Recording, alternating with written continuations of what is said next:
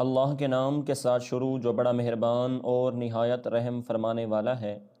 حضرت عمر رضی اللہ تعالیٰ عنہ سے مروی ہے، انہوں نے کہا کہ رسول اللہ صلی اللہ علیہ وسلم نے ارشاد فرمایا، حیا کیا کرو کیونکہ اللہ تعالیٰ حق بیان کرتے ہوئے شرم محسوس نہیں کرتا، اپنی بیویوں کے پاس ان کے دبر میں نہ آؤ۔ حضرت عبداللہ بن عباس رضی اللہ تعالیٰ عنہما سے مرفوعاً مروی ہے کہ فیاضی کرو فیاضی کی جائے گی، یا نرمی کرو تم پر نرمی کی جائے گی۔ حضرت عبادہ سے مرفوعاً مروی ہے کہ تم اپنی طرف سے مجھے 6 چیزوں کی ضمانت دو، میں تمہیں جنت کی ضمانت دیتا ہوں۔ جب بات کرو تو سچ بولو، جب وعدہ کرو تو پورا کرو، جب تمہیں امانت دی جائے تو ادا کرو، اپنی شرمگاہوں کی حفاظت کرو، اپنی نگاہیں نیچی رکھو اور اپنے ہاتھوں کو روک کر رکھو۔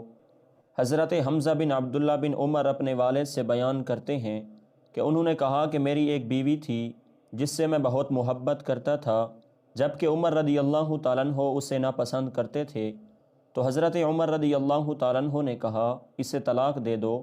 میں نے انکار کر دیا۔ انہوں نے نبی علیہ السلام سے اس بات کا تذکرہ کیا تو آپ صلی اللہ علیہ وسلم نے ارشاد فرمایا، اپنے والد کی اطاعت کرو اور اسے طلاق دے دو۔ حضرت عبداللہ بن عمر رضی اللہ تعالیٰ عنہما سے روایت ہے کہ معاذ بن جبل رضی اللہ تعالیٰ عنہ نے سفر کا ارادہ کیا تو کہا، اے اللہ کے رسول مجھے کوئی نصیحت فرما دیجئے، تو آپ صلی اللہ علیہ وسلم نے ارشاد فرمایا، اللہ تعالیٰ کی عبادت کرو اور اس کے ساتھ کسی چیز کو شریک نہ ٹھہراؤ۔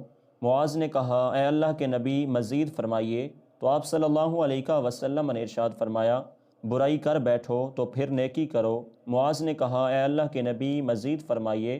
آپ نے فرمایا، استقامت اختیار کرو اور اپنے اخلاق کو اچھا کرو۔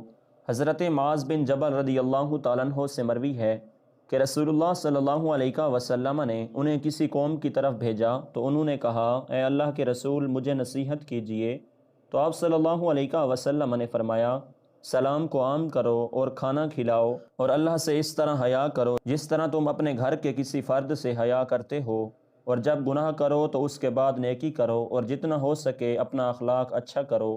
حضرت سیدنا ابو ہریرہ رضی اللہ تعالیٰ عنہ سے مرفوعاً مروی ہے کہ افضل عمل یہ ہے کہ تم اپنے بھائی کو خوشی پہنچاؤ یا اس کا قرض ادا کرو یا اسے کھانا کھلاؤ۔